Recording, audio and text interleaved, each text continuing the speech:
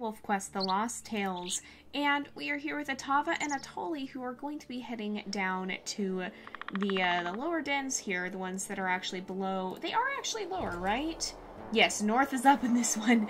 It's switched around in Amethyst Mountain. You can actually see by the compass on the top that north is not straight up. But yeah, so these dens are the southward ones, and we're actually going to be heading down to the Bison Peak Cutoff Den and making our home there because we have to face this river crossing with Otava on the journey, and so hopefully that'll go alright. We do have to roll every time we cross for a 50-50 chance of Otava panicking, and if she panics, she has to turn around midway through the river. And with that said, if she has a pup in her mouth, well, you can see when there could be a problem. So we'll deal with that when we get there. But for now, they are able to cross on this side, and it should be less of an issue because the wolf pack territory hasn't expanded yet. In the springtime, the druid pack will expand their borders and actually block off this route. But we're gonna go ahead and choose this den, and then we're actually going to winter hunt, and I'll have that go off camera, or not off camera, but I'll montage it so that you guys can see. And then we'll go ahead and come back and finish up. Okay, Otava's getting a little bit tired, but we should be able to make her way over here. She's a little bit slower than I'm used to playing, than the wolves I'm used to playing with, because she's got 50-50-50 stat spread, and so she's a little bit stronger and a little bit more stamina, but she actually is pretty strong compared to most of our wolves. But with that said, she's not quite as fast, so I guess we'll see. we'll see how that ends up working out. So let's have her head up here, and we'll go ahead and claim this den, and then I'll do the montage off camera so you guys can watch that and see just kind of the summary of our hunting. So we'll go ahead and choose this as our den.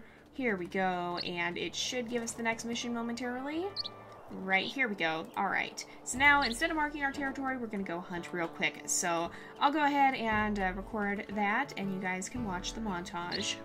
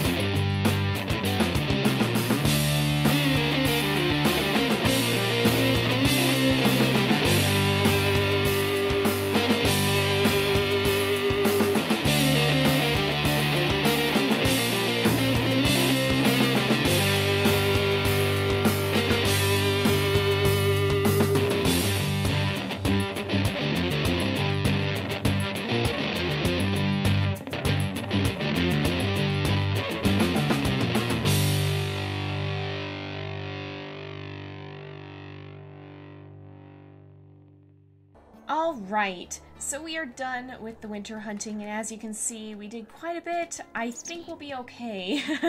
I think we'll be alright for the journey, and even for while the pups are here, we should be fine. So let me turn on names so that I can keep better track of the pups, and we'll go ahead and mark our territory, and then see what the pups look like. So we might have a little bit more of a diverse litter this time, because Otava and Atali do look very, very different. So we might get to see quite a bit of different looks here, and hopefully that will be kind of interesting. So we'll have to see how they end up turning out to look. I'm definitely really excited. That's one of the things that I think I'm most excited about for WolfQuest 3 is that they've announced that they are going to have like an actual genetic system. Now I don't think it's a super complicated one. Because the way it, like, I don't think it's a full replication, because that'd be really hard to actually implement in a game like this.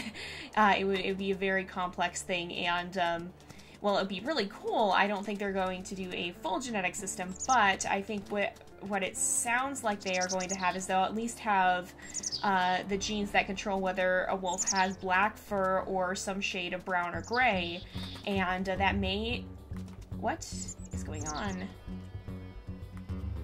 Why do I hear... Why did an elk come this way? I don't know why there's suddenly hunting music, and that worries me slightly.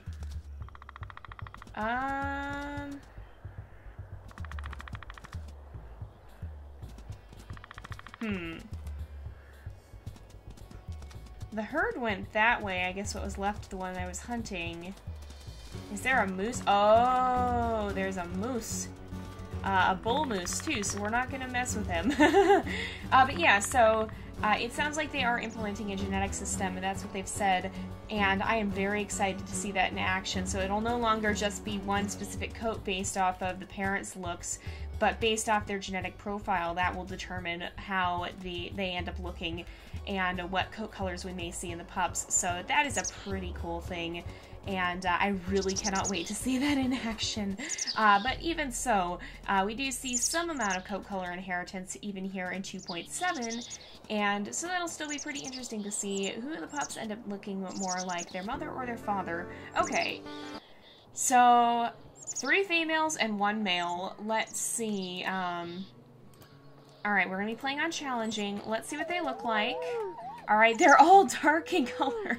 Oh my goodness. Oh, Otava. Looks like your genes did not pass, although I think that's actually accurate. To my understanding of genetics is that black is pretty dominant.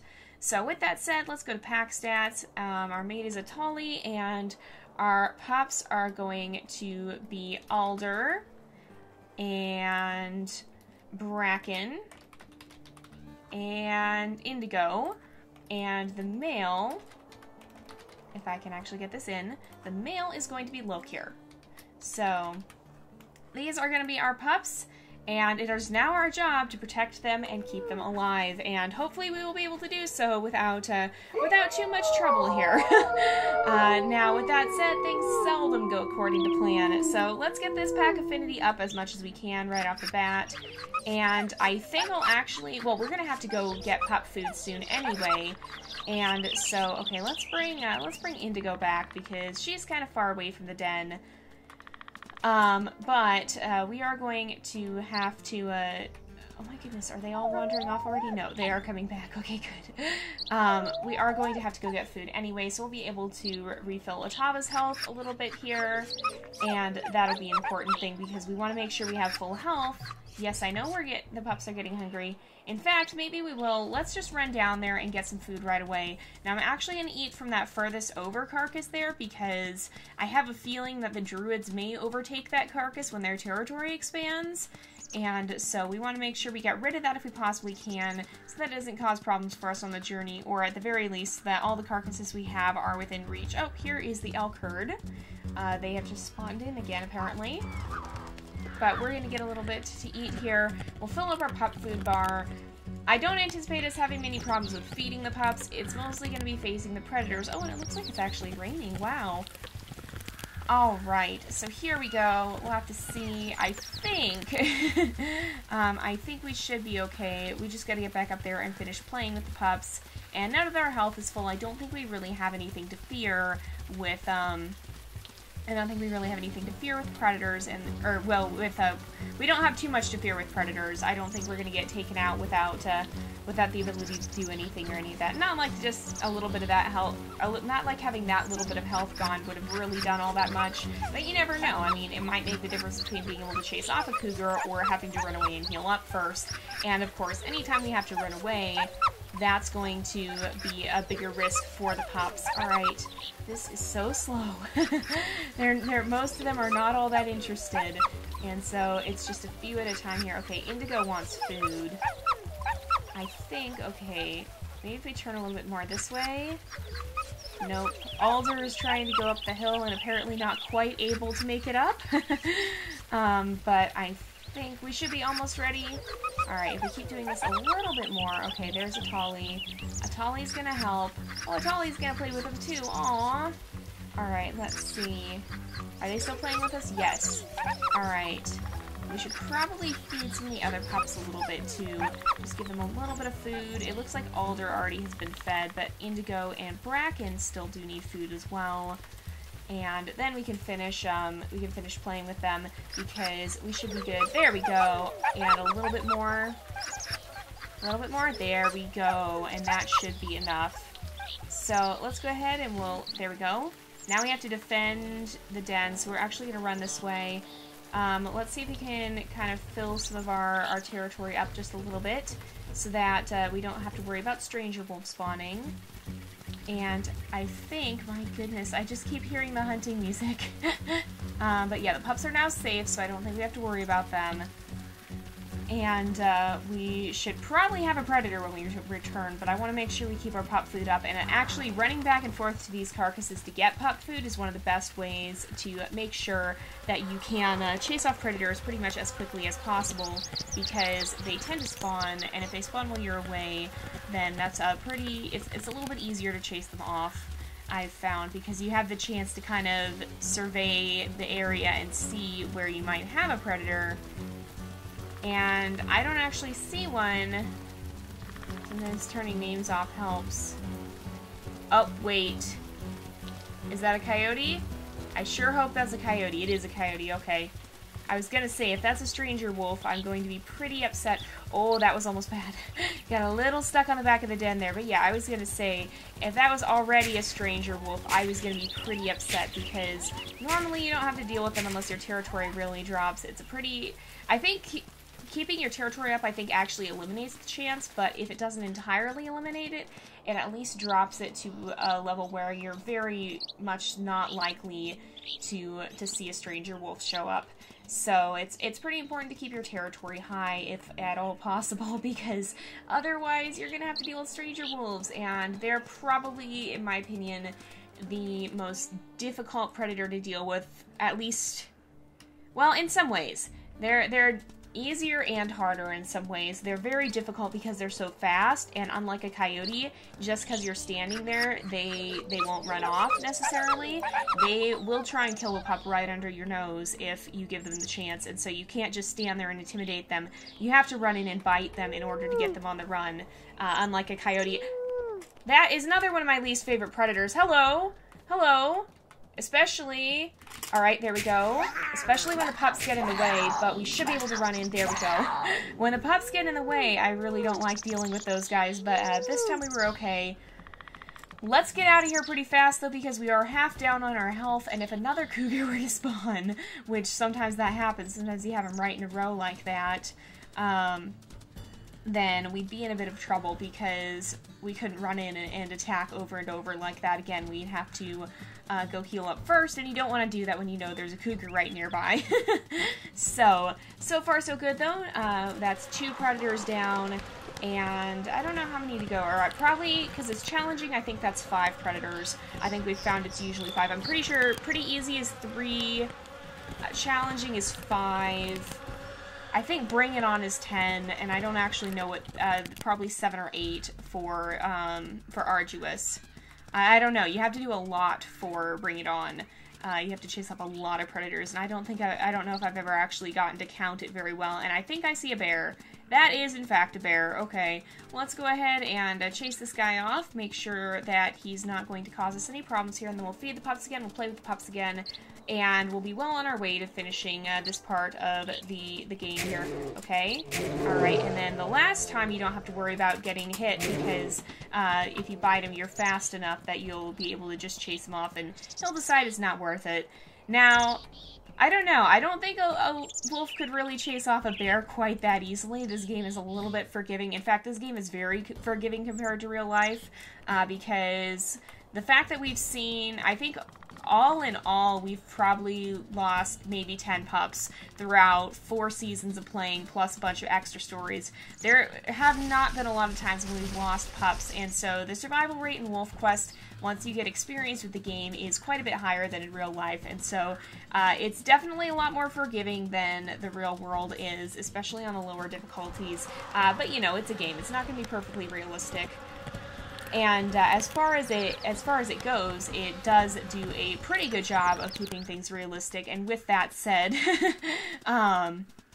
it does reflect quite a few aspects of a wolf's life. Is that another bear?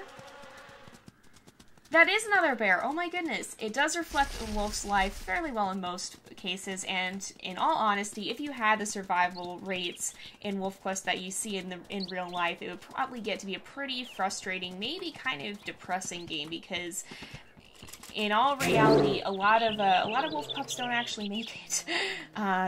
It's quite hard for a wolf to survive its puphood. Okay, there we go, and one more bite. There we go. All right, but yeah, normally I don't think you'd see a bear back off that easily, but you could probably also see pups head into the den or react more to the bear's arrival and maybe scatter or find shelter somewhere. So, while it might be harder for a wolf to actually chase off the bear, I don't know if it would be quite as easy for a bear to actually take a pup if the adult wolves didn't manage to chase it off. It would depend on the situation quite a lot, because, like, if the pups were near the den, they could just go into the den. And I don't know that a bear would really want to spend a lot of time trying to, like, I don't think it would probably be worth the bear's while to try and snatch pups from outside a small wolf den with adult wolves harassing him the entire time trying to get him to go away. So it would really depend on the situation. But, and our territory is dropping again, so we gotta get that back up. But yeah, so this game does a pretty amazing job of the realism, but I think it's going to get even better for the next update, and I'm really excited to see that because, oh, there's a coyote up there. I'm really, really excited to see that because this game is already amazing in terms of representing wildlife realistically in many degrees, but at the same time not making it to the point, because, like, at the same time not making it to the point where it's frustratingly boring, because in all actuality, animals do spend quite a lot of time sleeping and such, and sometimes their lives wouldn't necessarily make for very good gameplay.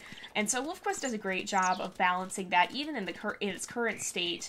It balances quite well, having both engaging gameplay and having a fair amount of realism with it. So they did a great job with that, but it sounds like they're taking it to the next level with WolfQuest 3, and I am very excited to see how that's going to work. So let's go ahead. Actually, maybe it's 6 enemies, because wasn't that number 5? I think you have to chase off 6 predators, because I think that was number 5. Alright, let's see. Look here, let's make sure we feed you 2. And then we'll play with the pups a little bit. And you can see too, even on a little bit of a lower level like this is on the lower side of the spectrum of levels. It's on the lower side as far as being easier. We still are pretty much. No. Okay, I don't see where he went. Oh, he's coming this way. Okay. He's gonna go that way. Okay.